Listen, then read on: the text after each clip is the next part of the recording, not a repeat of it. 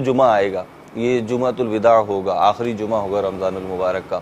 اب مختلف جو عوامی سطح پر ہے مختلف تاثرات اس کے حوالے سے پائے جاتے ہیں۔ ایک چیز یہ بھی پائی جاتی ہے کہ جمعۃ الوداع کے دن جمعے کی نماز کے ساتھ اگر کوئی 4 رکعتیں پڑھ لے تو یہ جو ہے ساری زندگی کی جو قضا ہیں وہ انہی 4 رکعتوں سے ادا ہو جاتی ہیں۔ بہت اہمیت کا حامل سوال ہے، اور یوں کہہ لیجئے کہ اہل سنت پر بہت ساری چیزیں ایسی ہیں کہ جو خامہ خام نافذ کر دی جاتی ہیں، اور اس کو یعنی اہل سنت کے اوپر منسوب کر کے ان کے اوپر تہمت لگائی جاتی ہے، حالانکہ ہمارے علماء اس سے براءت کا ایک عرصہ ہوا اظہار کر چکے ہوتے ہیں۔ اب یہی مسئلہ کہ قضائے عمری جو جمعۃ الوداع کو ادا کی جاتی ہے، ہمارے امام اہل سنت اعلیٰ حضرت امام احمد رضا خان فاضل بریلوی رحمۃ اللہ تعالی علیہ نے فتاوی رضویہ کی 8ویں جلد میں اس پر تفصیل کے ساتھ کلام فرمایا ہے۔ بخاری، مسلم، مسند احمد وغیرہ کی حدیث مبارکہ ہے، نبی کریم صلی اللہ تعالی علیہ وسلم نے ارشاد فرمایا کہ من نسی الصلاۃ او نام عنہا فلیصلیھا اذا ذکرھا او کما قال علیہ الصلوۃ والسلام، کہ جب کوئی شخص نماز پڑھنا بھول گیا، یعنی اسے یاد نہیں رہا، اس کی نماز قضا ہو گئی، یا کوئی سویا رہ گیا اور اس کی نماز نکل گئی، تو اس صورت میں جب اس کو یاد آئے گا اس نے وہ نماز ادا کرنی ہے۔ وہ جب جاگا تو اس کو وہ نماز ادا کرنی ہے۔ فرماتے ہیں علماء کہ اس کے علاوہ کوئی کفارہ نہیں ہے، صرف یہی ہے کہ جو نماز ہے اس کو ادا کرنا ہے۔ لہذا اعلیٰ حضرت امام اہل سنت تفصیل کے ساتھ اس بات کا رد کر چکے ہیں کہ ایسی کوئی بات نہیں ہے کہ جمعہ کے دن جمعے کی نماز کے بعد جو ہے وہ 4 رکعتیں ادا کر لی جائیں، یا بعض کے نزدیک 5 نمازیں ایک ایک کر کے ادا کر لی جائیں تو اس صورت میں ساری زندگی کی نمازوں کا کفارہ ہو جائے۔ اس کی کوئی حقیقت نہیں ہے، اہل سنت اس سے بری ذمہ ہے۔ کوئی بھی ایسا معاملہ ہو کہ جس میں اس طرح کی ایسے معاملات پیش کیے جائیں کہ جو شریعت مطہرہ کے خلاف ہیں، تو اس میں علماء کا موقف دیکھا جاتا ہے، جہلاء کا موقف نہیں دیکھا جاتا، عوام کا موقف نہیں دیکھا جاتا، بلکہ اس میں یہ دیکھا جاتا ہے کہ اس میں علماء کیا بیان کرتے ہیں۔ تو یہ جو عمل ہے یہ پرانا چلتا ہوا آ رہا ہے، یعنی یہ جو من گھڑت چیز ہے نا قضائے عمری ادا کرنا جمعے کے بعد، یہ پرانا چلتا ہوا آ رہا ہے۔ ملا علی قاری رحمۃ اللہ تعالی علیہ نے موضوعات کبیر کے اندر اس بات کو تفصیل سے لکھا کہ اس روایت کو بیان کیا کہ بعض نے یہاں پر حدیث گھڑ لی، حدیث گھڑ کے کہا کہ جس نے جمعے کے دن اس طریقے سے 5 نمازیں ادا کر لیں تو وہ ساری کی ساری اس کی نمازیں 70 سال کی بھی ہیں تو ادا ہو گئی۔ ملا علی قاری نے فرمایا کہ موضوع حدیث ہے۔ اسی طرح اعلیٰ حضرت امام اہل سنت نے امام ابن حجر حتمی، امام زرقانی اور دیگر کئی محدثین کے حوالے سے اس حدیث کا موضوع ہونا بیان کیا ہے۔ لہذا جمعے کے دن موضوع یعنی من گھڑت، حضور علیہ الصلوۃ والسلام نے ایسی کوئی بات ارشاد نہیں فرمائی۔ جو ایسی بات کہتا ہے تو حضور پاک صلی اللہ تعالی علیہ وسلم کا واضح فرمان ہے کہ من کذب علی متعمدا فلیتبوأ مقعدہ من النار، کہ جو مجھ پر جان بوجھ کے جھوٹ باندھتا ہے اس کو چاہیے کہ اپنا ٹھکانہ جہنم کے اندر بنا لے۔ تو نبی رحمت صلی اللہ تعالی علیہ وسلم نے ایسی کوئی بات ارشاد نہیں فرمائی کہ جس میں یہ ارشاد فرمایا ہو کہ جمعے کے دن اس طریقے سے نمازیں ادا کر لی جائیں تو 70 سال کی اس کی نمازیں ادا ہو جائیں گی، ایسا کوئی نہیں۔ بلکہ صحیح ترین آپ کی حدیث مبارکہ جو بخاری مسلم کی ہے، مسند احمد کی ہے، وہ یہی ہے کہ جو نماز نہیں پڑھ پایا جب اسے یاد آئے گا تو اس کو وہ نماز ادا کرنی ہے، یہ حدیث مبارکہ ہے۔ لہذا اگر کسی مقام پر اس طریقے سے ادا کی جاتی ہیں تو اس صورت میں ان کی کوئی نمازیں ادا نہیں ہوں گی۔ آج تک جتنی بھی اس طریقے سے نمازیں ادا کی ہیں اور یہ تصور رکھ کے ادا کی ہیں تو اس صورت میں تو وہ گناہگار بھی ہوں گے۔ بلکہ یہاں پر تو ہمیں یہ سوچنا چاہیے کہ اللہ تبارک و تعالیٰ سے معافی مانگنا چاہیے کہ ایک قول بہت اچھا بیان کیا جاتا ہے کہ بندہ جب نماز کے لیے کھڑا نہ ہو سکے تو وہ یہ سوچے کہ مجھ سے ایسی کون سی غلطی ہوئی کہ میرے رب عز و جل نے مجھے اپنی بارگاہ میں کھڑے ہونے کا موقع نہیں دیا، سعادت نہیں دی کہ میں اللہ تبارک و تعالیٰ کی بارگاہ میں کھڑا ہوں۔ اب اس کے بعد جب آپ ایک تو 70 سال تک یا 20 سال تک یا 30 سال تک جو بھی آپ نماز ادا نہیں کرتے رہے، اس کے بعد جب آپ اس کو ادا کرنے کے لیے بھی آ رہے ہیں تو شریعت مطہرہ کے خلاف آ رہے ہیں، تو اللہ تبارک و تعالیٰ سے ڈرنا چاہیے کہ کہیں آپ کے اوپر خفیہ تدبیر تو نہیں ہے کہ آپ نمازیں چھوڑ چکے ہیں اور اس کے بعد پھر آپ نمازوں کو قضا کرنے کا بھی ذہن نہیں رکھ رہے، اس طریقے سے نمازیں اپنی معاف کروا کے آپ اور مزید اپنے آپ کو جہنم کا مستحق بنا رہے ہیں۔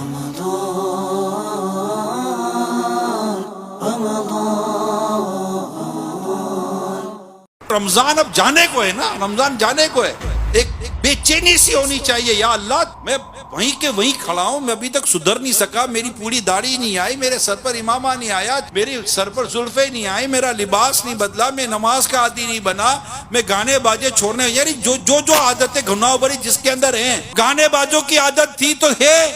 نماز قضا کرنے کی عادت تھی تو ہے، فلمیں ڈرامے گانے بازوں کی عادت تھی تو ہے، گالیاں والیاں دینے کی عادت تھی تو ہے، داڑھی منڈانے کی عادت تھی تو ہے، ماں باپ کو ستانے کی عادت جو تھی وہ ہے، دل آزاریاں کرنے کی عادت جو تھی وہ ہے، تو مجھے فرق کیا پڑا ہے؟ میں سدھرا کا ہوں، میں تو جہاں تھا وہی کھڑا ہوں۔ بلکہ ماہ رمضان میں تو یہ گناہ اور سخت ہو جاتے تھے، میں نے تو اس کا بھی لحاظ نہ کیا، دن دہاڑے روزے میں اور راتوں کو گناہ کرتا رہا، کھیل کود تماشے کرکٹ فٹ بال پتہ نہیں کیا کیا تماشے کر کر رمضان کی راتوں کی برکتوں کو میں ضائع کرتا رہا، کھانے پینے سے مطلب رکھا۔ وہ بدقسمت جو رمضان کے جان بوجھ کے روزے قضا کرتا رہا، وہ کیا اپنے رب سے عرض نہیں کرے گا مولا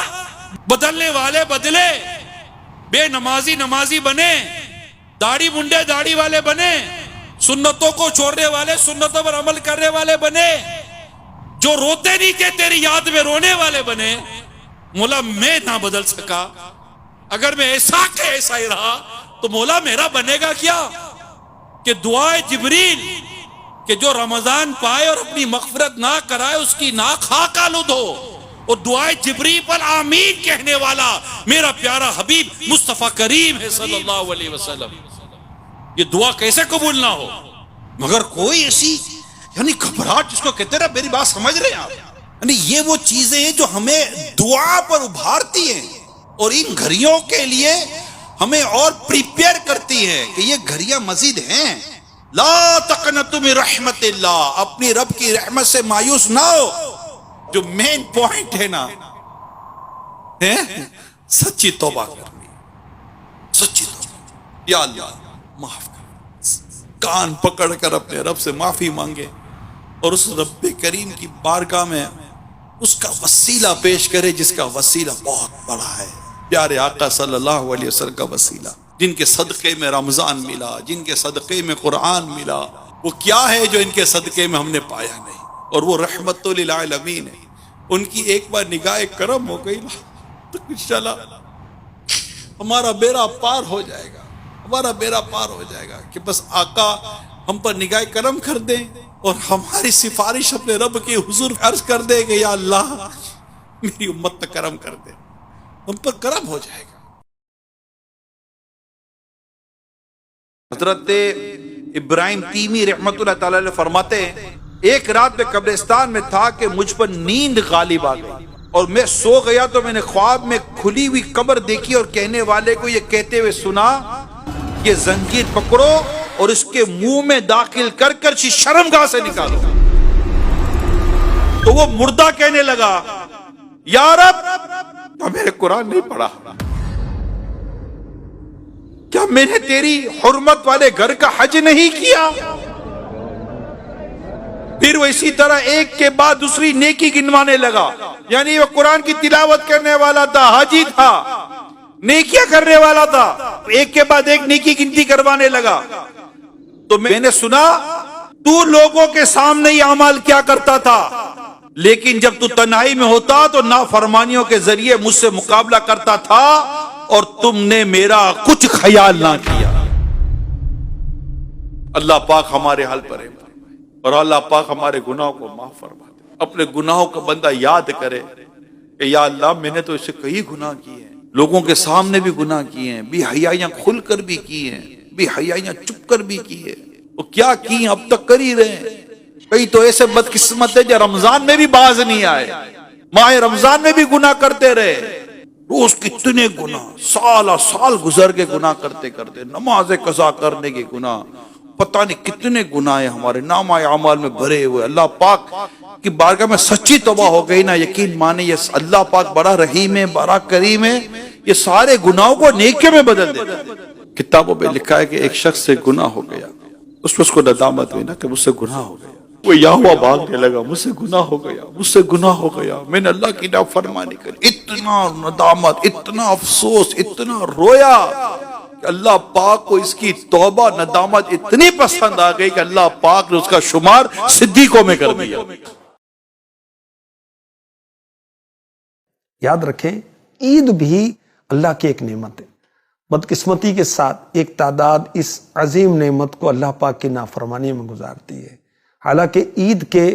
بہت فضائل ہیں، خصوصاً چاند رات جسے لیلۃ الجائزہ کہتے ہیں، انعام کی رات کہتے ہیں۔ یہ خاص طور پر قدر کرنے والی رات ہے، اپنا جائزہ اور محاسبہ کرنے والی رات ہے۔ ہم نے ماہ رمضان میں کیا نیک عمل کیے، اللہ پاک کی چھما چھم رحمت برستی رہی، ہم نے کتنا پانے کی کوشش کی، کیا ہم نے ایسے کام کیے کہ مغفرت کی بخشش کی امید باندھیں؟ اور معاملہ کیا ہو رہا ہے، رات شاپنگ سینٹروں میں، شاپنگ مالز میں اور مارکیٹوں میں نوجوان لڑکے لڑکیاں میل جول، توبہ استغفر اللہ، رش کے بہانے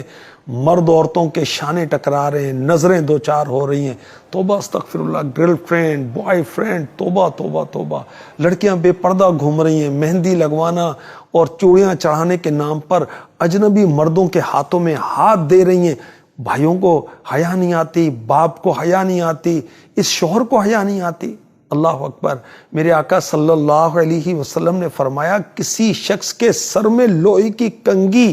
ہڈی تک گاڑ دینا اس سے بہتر ہے کہ اس کا جسم کسی ایسی عورت سے ٹچ ہو جائے جو اس کے لیے حلال نہ ہو۔ 100 کروڑ افسوس، بے حیائی کو طوفان رمضان شریف کے مقدس مہینے گزرنے کے چند ہی گھنٹوں بعد شروع ہو جاتا ہے۔ چاند رات کو ہمیں کیا کرنا چاہیے؟ ہمیں توبہ کرنی چاہیے، ہمیں استغفار کرنا چاہیے، ماہ رمضان کی غفلتوں کو یاد کر کے شرمندگی کے آنسو رب کی بارگاہ میں بہانا چاہیے۔ یہ بھی دعاؤں کی قبولیت کی رات ہے، اللہ سے بخشش مانگے، رحمت کے انعامات پانے کے لیے اس کی بارگاہ میں گڑ گڑائیں۔ عید کے دن بھی گناہوں سے بچنا ہے، سنت مصطفیٰ کے مطابق نماز عید ادا کرنی ہے، رشتہ داروں کے ساتھ اچھا سلوک کرنا ہے، غریبوں کی مدد کرنی ہے۔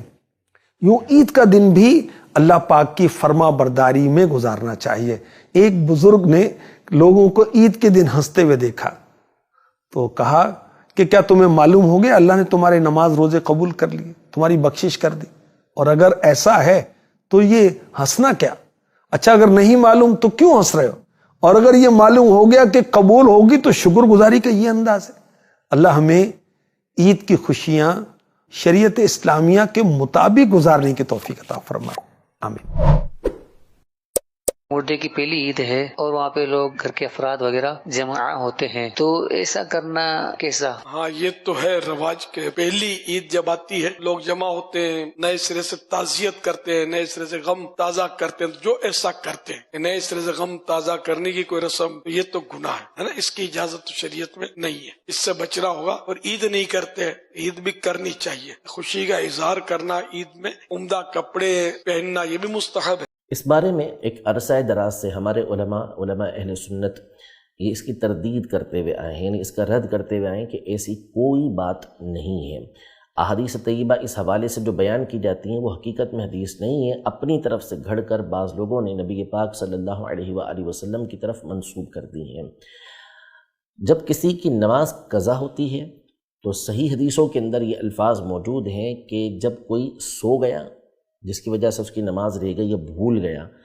تو جب یاد آئے اسے ادا کر لے، اس کا یہی کفارہ ہے، یعنی اس کے علاوہ کوئی کفارہ نہیں۔ جو نمازیں چھوٹی ہیں اس کو ادا کرنا یہ بندے کے اوپر لازم ہوتا ہے۔ تو یہ جو نکالی ہوئی بات ہے کہ رمضان کے آخری جمعے میں 4 رکعتیں ادا کر لیں تو اس سے ساری زندگی کی قضا نمازیں ادا ہو جاتی ہیں، اس کی کوئی حقیقت نہیں ہے، ایسا کچھ بھی نہیں ہوگا۔ جو نمازیں آپ کے اوپر قضا ہیں اس کا حساب لگا کر آپ نے اس کو ادا کرنا ہوگا۔